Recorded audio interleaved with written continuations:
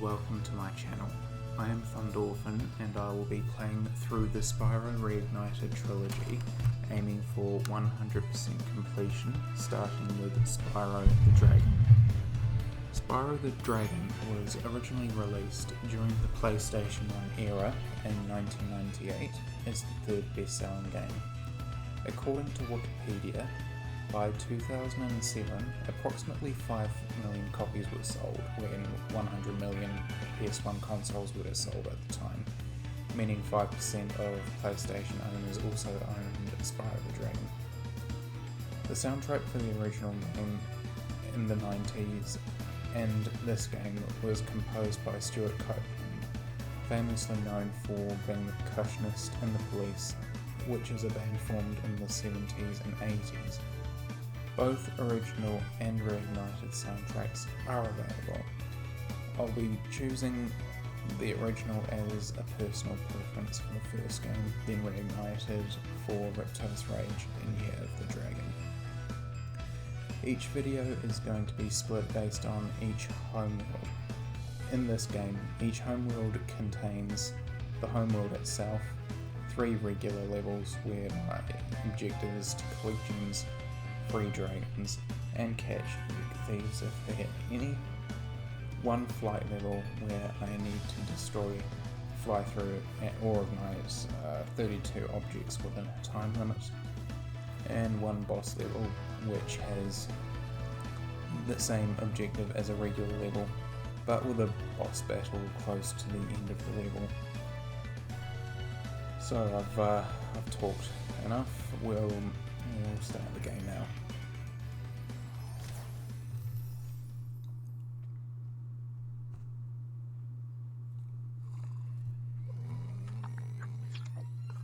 Okay, rolling. It's been peaceful here in the 5 worlds, or is it 6? For a dragon's age, we now have 12,000 treasure, or is it 14,000? What about this Ganasty Gnorc character? Now, I understand he's found a magic spell to turn gems into warriors for his cause. I'll take that question. Nasty Gnorc is a simple creature. Simple? He has been contained in a remote world and is no threat to the Dragon Kingdom. No threat? Besides, he is ugly. Ugly? That does it!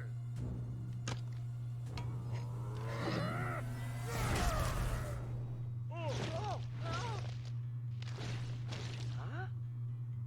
Looks like I've got some things to do.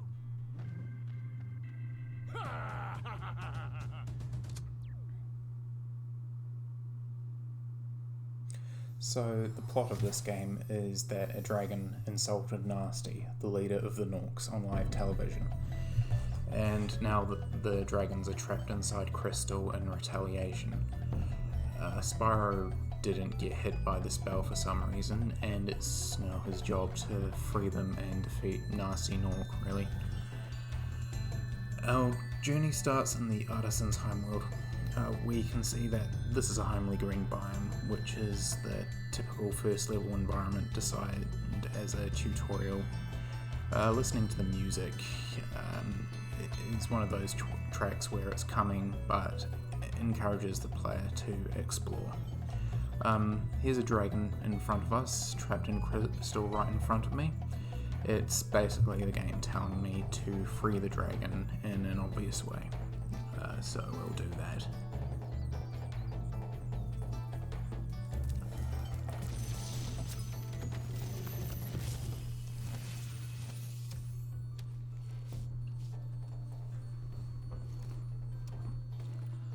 Thank you for releasing me, Spyro. Free 10 dragons in the Artisan world, then find the balloonist. He'll transport you to the next world. What about Nasty Gnorc? I'm going after him. Find dragons first. That's all I can tell you. So the advice we received is free as many dragons as possible, then go to the balloonist to take us to the next world. It's a straightforward mission in the first homeworld. The Gnorcs were attacking drop treasure, which we're encouraged to also collect after they are defeated. Based on the opening cutscene, the value of treasure in the whole game is 12,000. Maybe it was 14,000. Cool, here's another dragon. Where's Nasty Nork? I'll torch him. Keep your horns on, Spyro. You have much to learn first. Do you know what the dragonfly following you is doing? His name is Sparks, and he's helping and protecting you. Keep an eye on. So Sparks serves as the health indicator. If he's gold, you're on full health, but when you take damage he turns blue, then green, and disappears. If you take one more hit afterwards, you lose a life. He also picks up treasure for you, making collecting gems easier. I instinctively call them gems instead of treasure. I don't know why they're lying on the ground. I'll just roll with it. But I'll be touching on that. Okay, so the portal we just went past is one of the 3 levels in this homeworld. We'll go through it shortly, but we'll continue exploring the homeworld first. I don't know what's through that door. It's impossible to get through it. Okay, so we'll head into this maze, and there's another portal to another level. And pick up that treasure. So this chest gives an extra life. Other ways you can get an extra life is revisiting levels where enemies respawn. They'll drop pearls instead of treasure. 20 gives you an extra life. If you prove your worth by rescuing 10 dragons, then you may use this balloon to fly to a new world. So that's the balloonist. We just need to collect 10 dragons to advance. It's very reasonable for the first hurdle, but I want to collect everything first before advancing.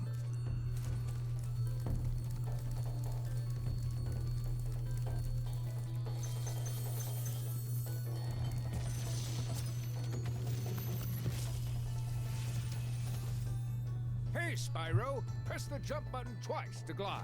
And don't be afraid. Afraid? Of what? Falling from high mountain peaks? Plummeting into prehistoric glaciers? Oh, that. So gliding from platform to platform is the bread and butter of this game. It's important to get right in the easier levels before going through this game. Let's get this enemy.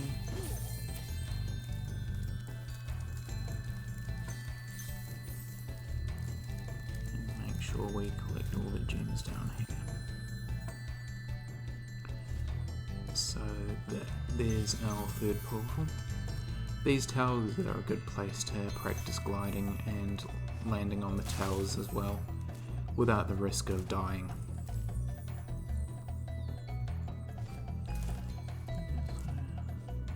It's easy for this music to get stuck in my head, but in a good way. It's one of those tracks where if it appeared on a random playlist, I'd be able to identify it quickly.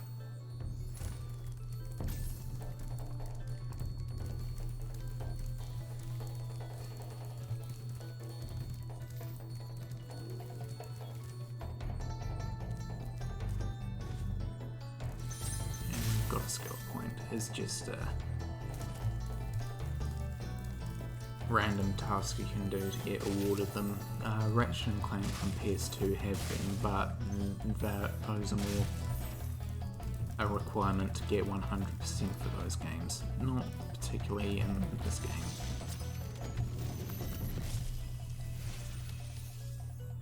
Cool flash. Do that again. The Artisan's boss is through a portal in the Dragon Mouth, but you are not yet ready, Spyro. First, you must complete one of the other Artisan lands. We'll go to Stonehill to fulfill the requirement to open that boss portal. I'm just going to collect the remaining treasure first. Oh, I missed that. I don't like having to go back to areas I've been to collect up treasure I missed.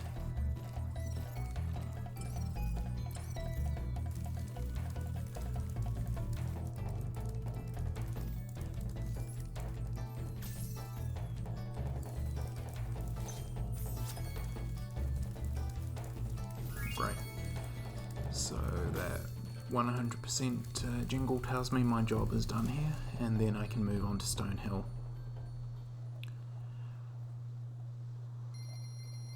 One of the things I do miss about the original games is the animation of gems flying from the collective gem count to the total gem count while waiting for each level to load. It's just one of those small things.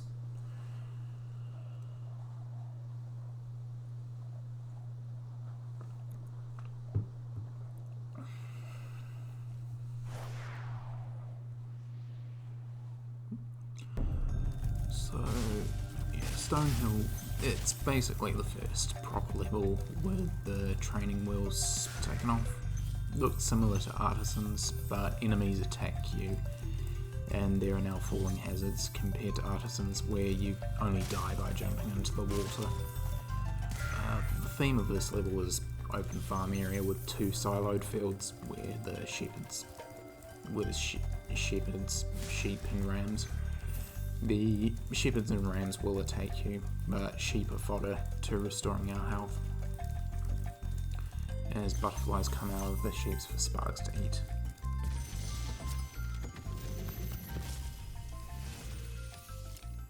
When you free a dragon or step on one of their platforms, you're saving your progress. That could be useful if you run into trouble. Not that you ever run into trouble, Spyro. And that's the dragon that insulted Master Orc on live television.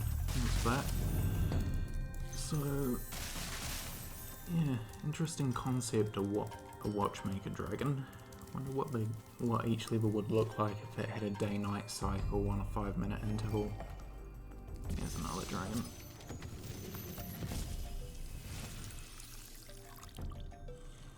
Watch the dragonfly, Spyro. His color indicates his power. When he eats butterflies, he stays strong. Like me. Sure. So that's the first lock and key chest. We'll need to find the key hidden inside the level to open it. It's stating the obvious, but level designers are really clever with creating some good hiding places for collectible items, which does require some out-of-the-box thinking, which is required to get 100% game completion.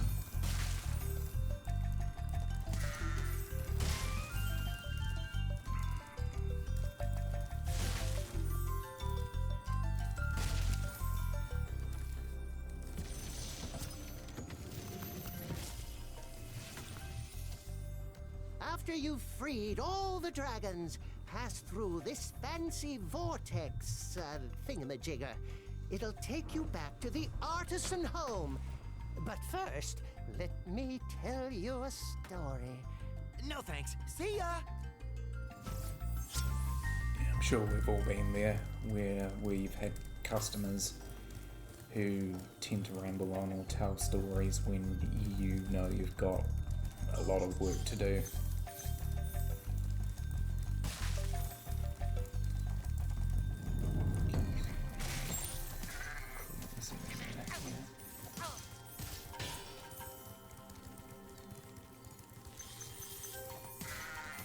So yeah, I find the unique designs of each dragon portrayed in Artisan Professions is fantastic. In the original you only got basic designs with small differences, but here we've already seen a builder, an artist with a portrait of Sparks, dragon who likes to eat a watermelon, cigar box guitarist, a clockmaker and a barista.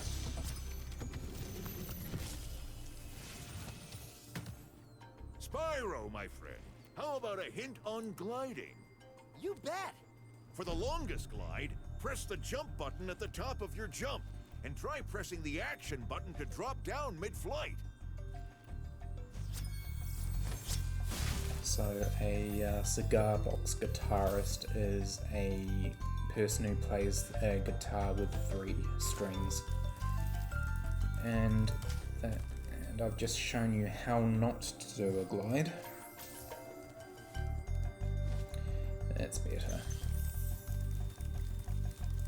You can't jump when you're on those platforms when that fairy is obstructing you.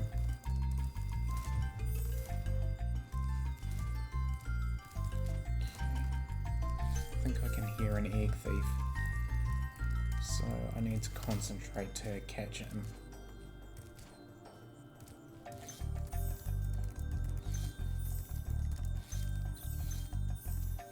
First we'll just need to get this treasure here.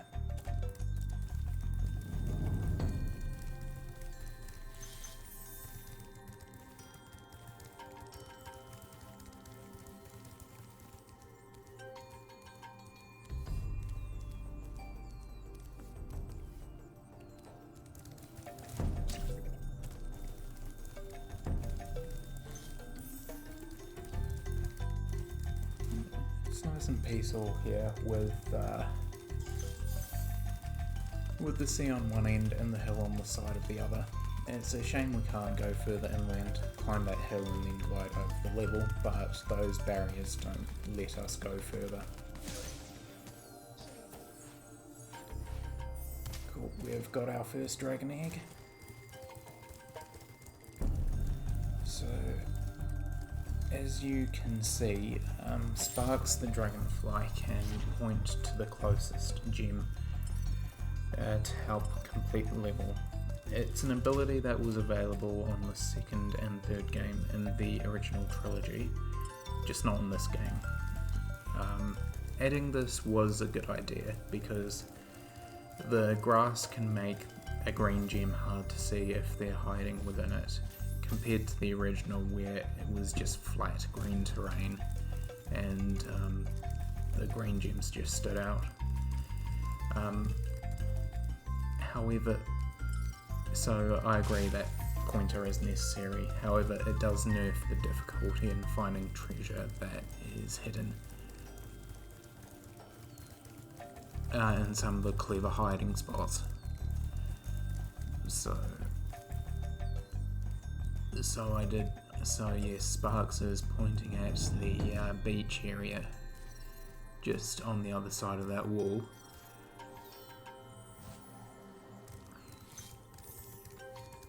Where the side of the exit level was. I don't think that's a big deal though, it only affects a small number of places. So we've got the hidden key we're looking for. We'll just take this back to the chest and we'll be done with this level.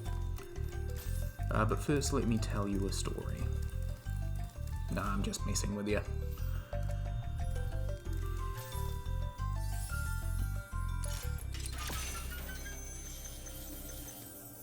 Nice, we're done. We can go back to the Artisans world now.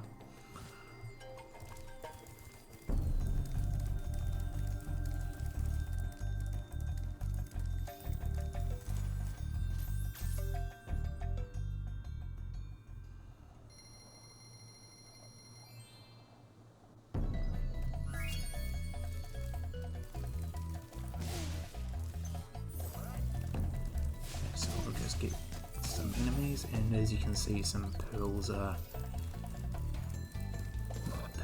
appearing instead of gems.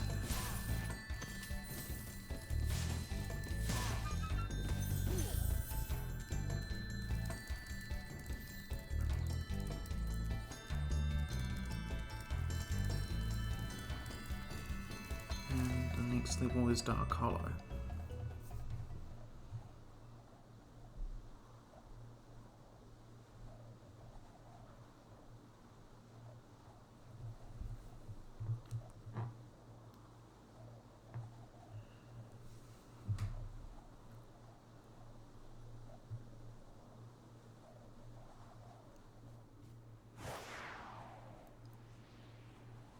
So Dark Hollow is just a small level, probably the smallest there is. There's only 100 gems to collect, and there's only the main section here and a smaller section at the end of the corridor guarded by some large nooks. So I'm in that corridor now. So there's armor in front of us. Fire doesn't work on metal, and they're too big to charge. We have to wait for him to turn his back so we can flame him.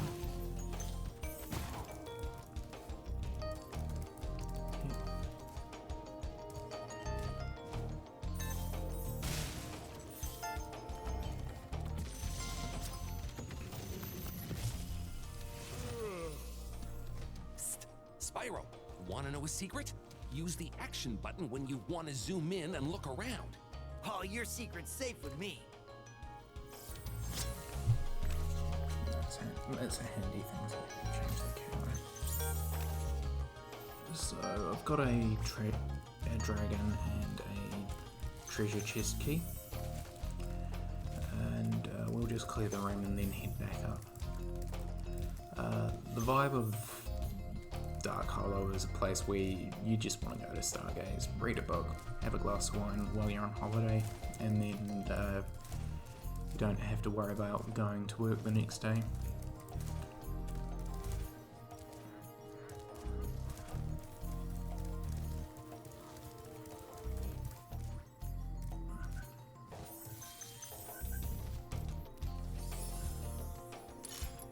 It's easy to think that a level is small if a key and a chest are relatively close to each other.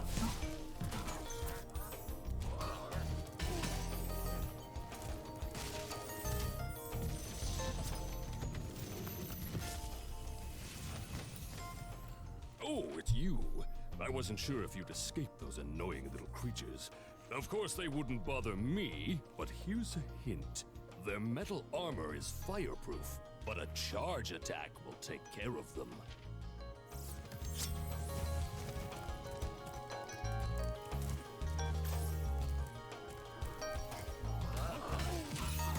Ooh, got hit in the ground by a chicken leg. I think that note got it from across the road.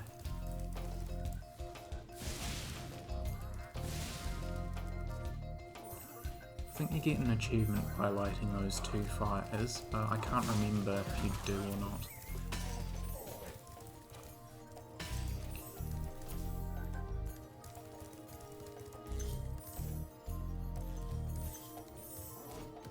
Ugh. Man.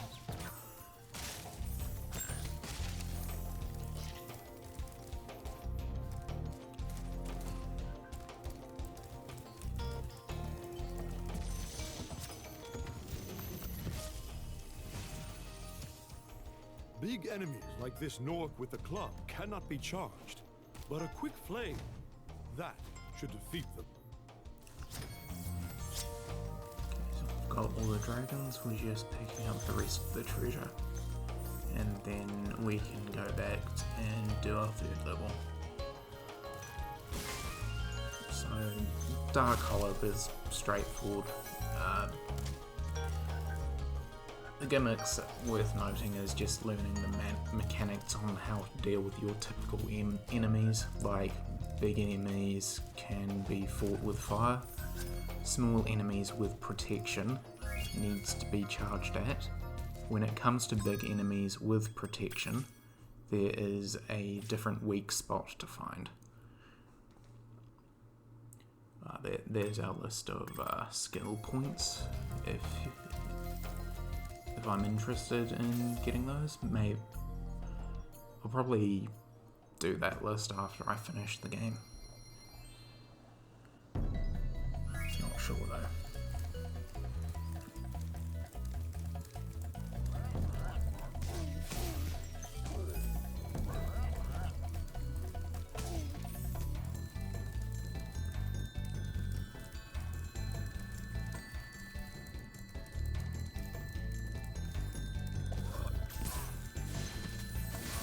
Some more pearls.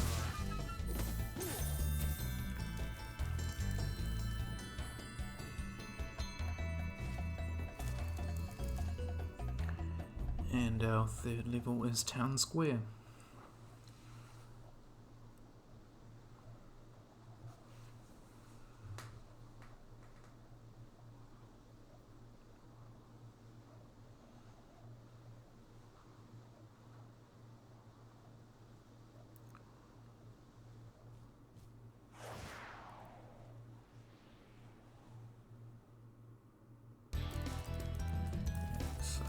This is the last normal level, in my opinion, as the difficulty starts to increase in terms of platforming. The environment shows a small village with buildings that are inspired by, I'd like to say it's Italian or French architecture. Welcome to Town Square, Spyro. Begin exploring by gliding to that area with the bulls. Use the right stick to get a good look.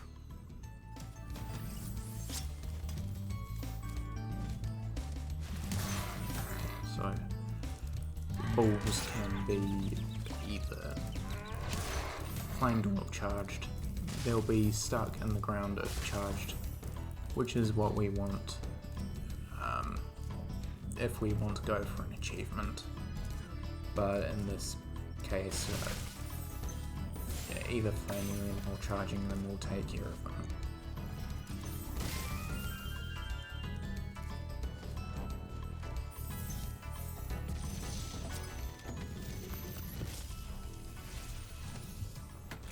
Thanks, Spyro.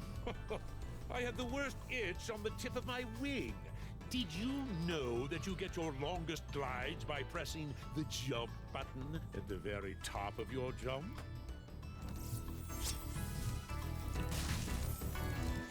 It's a nice looking cake.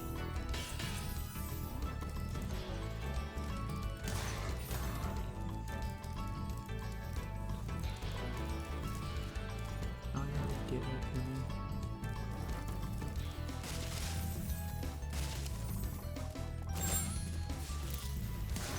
To get those chickens so that we can restore Sparks to full health and take care of these bulls.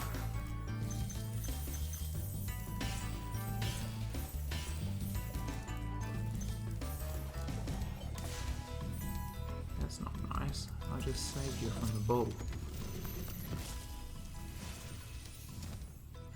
Spyro, did you see a man dressed in blue running around here? He's a thief, and he's stolen a dragon egg. You've got to track him down and get that egg. Run, run! I'm getting a little winded. So, there's another dragon and bull up there, and I think I heard a thief as well. So we get there by jumping on top of the step, and then we glide down over the steps down to the wall to the right.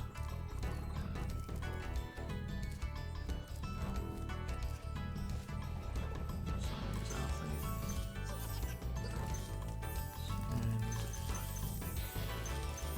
force of habit, I like going for the gems first. And it's also important to get these chests because it's something that I used to miss every time. I'll try and get this thief we missed him. This level is good at establishing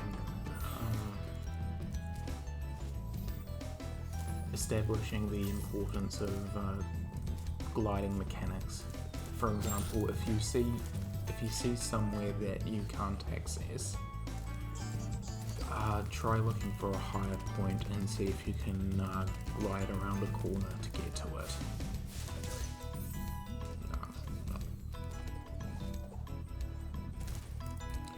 Yes, it's something that it's stuff you learn with trial and error.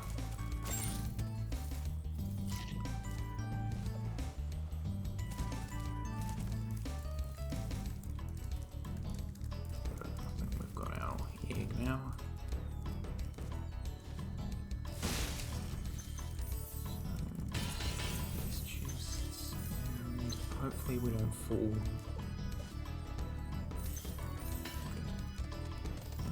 chest we have to use flame to get it open.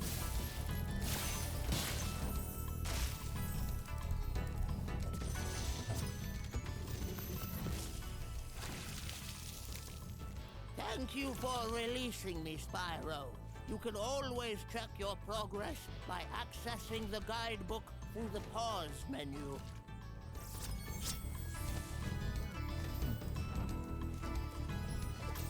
So we're missing one gem. We'll need to find it, but I think I left one behind at the start of the level, so we'll have to go back for it. And we need to do that glide again to get to it. So those flame chests that spin, they've been nerfed in this game as well, because in the original you used to be able to line up that chest with an enemy, or better, an egg thief, and then once the top breaks off the chest, it homes in on that enemy or thief, saving a lot of time. But we've 100% of the level, so we can go back.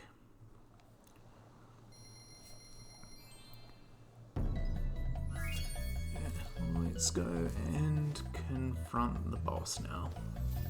The portal should be open to us.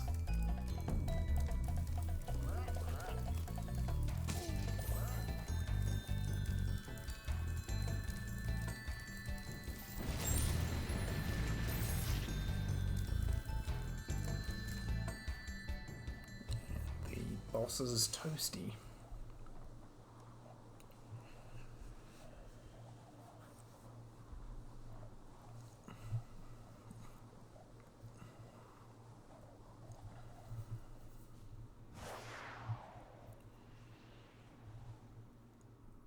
The format of bosses in this game is starting as if it's a normal level, clearing enemies, collecting gems, until we find the dragon, which indicates we're close to the boss.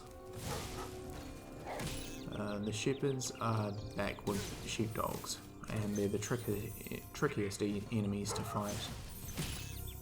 They have 2 HP, you can't dodge them by rolling, which is ridiculous, but never mind. So you need to flame, move, and then flame again. We've only got 2 HP left, so I need to be careful now.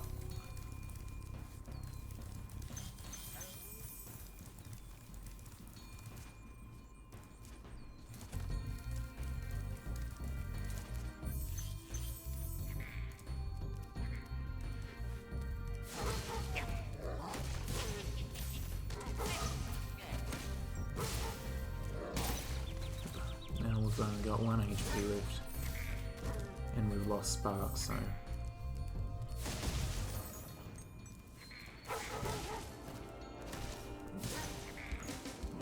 get the gems ourselves.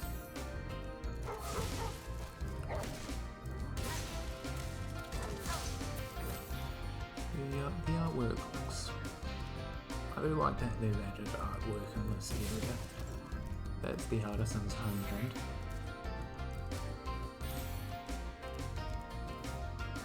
Don't know what these are. That looks like Dark Passage, which is a future level.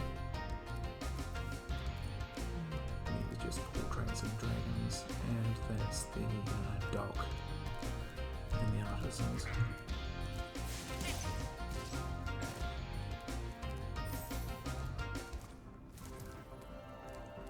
And there's the dragon. I'll just go to this passage first, and there's a dog around that corner.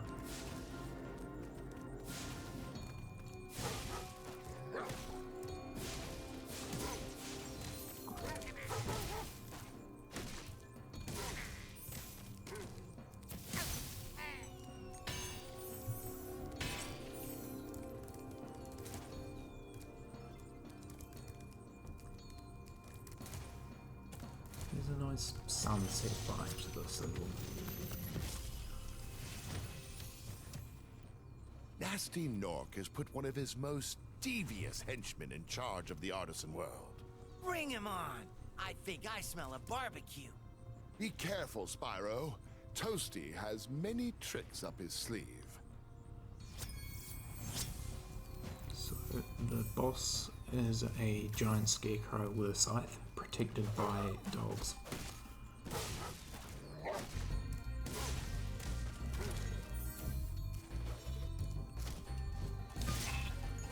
But the dogs are the hardest part of this boss, if I'm honest.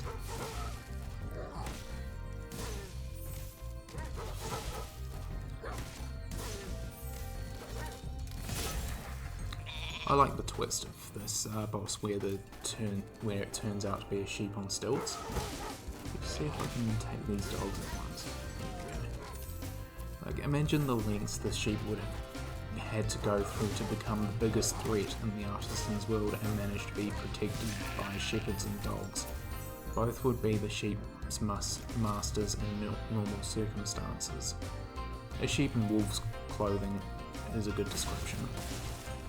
I do feel bad for defeating the sheep.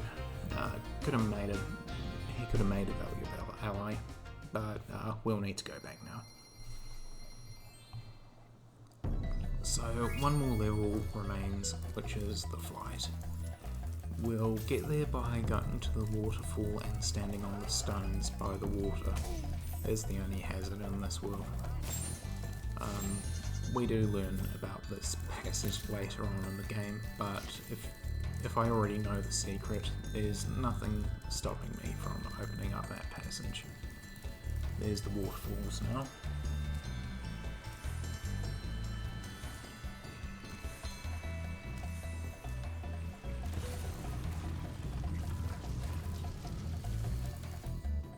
And there's our flight.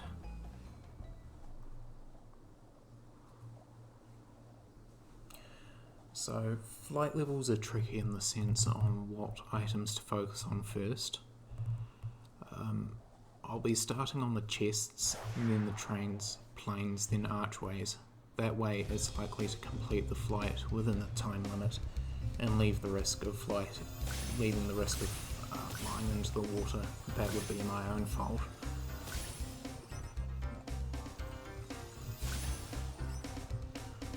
So when I get these chests, I'm hoping that there'll be a train close to the tunnel next to the cave when I leave it. So that's good. That means that I can just follow the track and get the trains as they come along.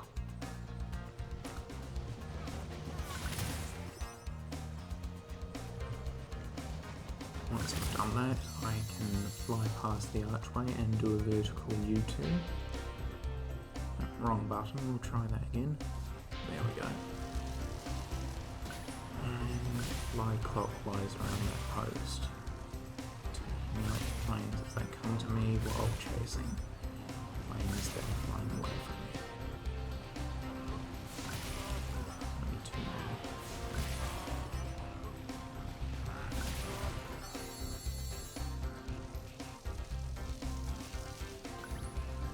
Only the archways remain. It's easy to get overconfident thinking the flight is in the bag once you're at this stage, but you're still flying close to the water and easy to dive into it, so I still need to be careful.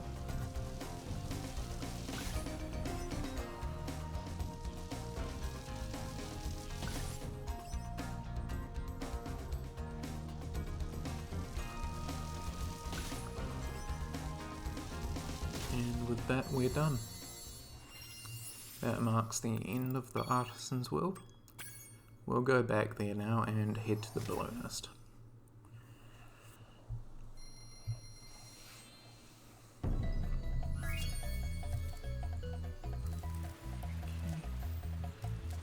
Thank you for watching.